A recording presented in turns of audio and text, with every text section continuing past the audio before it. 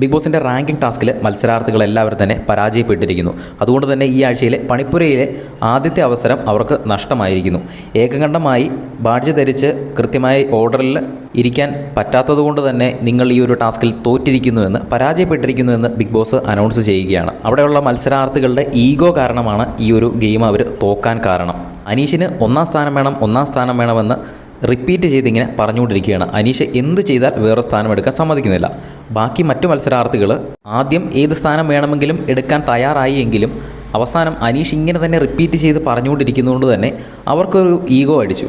അതായത് അവൻ അങ്ങനെ ഇപ്പോൾ ഒന്നാം സ്ഥാനം നേടിയെടുക്കണ്ട, നമ്മൾ ഇവിടെ ഇടുന്ന ഡ്രസ്സ് ഒരു ദിവസം തന്നെ ഇട്ട് പിറ്റേ ദിവസം നമ്മൾ ഇടാൻ പഠിച്ചു, അതുപോലെ തന്നെ ഭക്ഷണം കുറച്ച് കഴിച്ച് നമ്മൾ ശീലിച്ചു. ആ രണ്ട് കാര്യങ്ങളും നമ്മളൊക്കെ ഓക്കെയാണ്. അതുകൊണ്ട് തന്നെ പണിപ്പുരയിൽ കയറിയില്ലെങ്കിൽ തന്നെയും ഇവന് വിട്ടുകൊടുക്കാൻ തയ്യാറല്ല. അനീഷൻ അങ്ങനെ ഇപ്പോൾ ഒറ്റയ്ക്ക് പോയി ജയിക്കേണ്ട, നമ്മൾ 18 പേരും കേട്ടിട്ട് അനീഷ് സമ്മതിക്കുന്നില്ല. അതുകൊണ്ട് അവൻ നമ്മളോട് പറയുന്നത് നമ്മളും കേൾക്കണ്ട എന്ന് ഷാനവാസ് ക്യാപ്റ്റനാണല്ലോ, ക്യാപ്റ്റൻ അങ്ങനെ എല്ലാവരുടെയും മുൻപിൽ വന്ന് പറഞ്ഞു.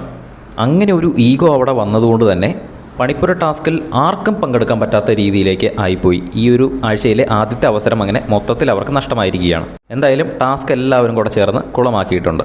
ബിഗ് ബോസിൻ്റെ കൂടുതൽ ലൈവ് അപ്ഡേറ്റ്സിനായിട്ട് ചാനൽ സബ്സ്ക്രൈബ് ചെയ്യുക.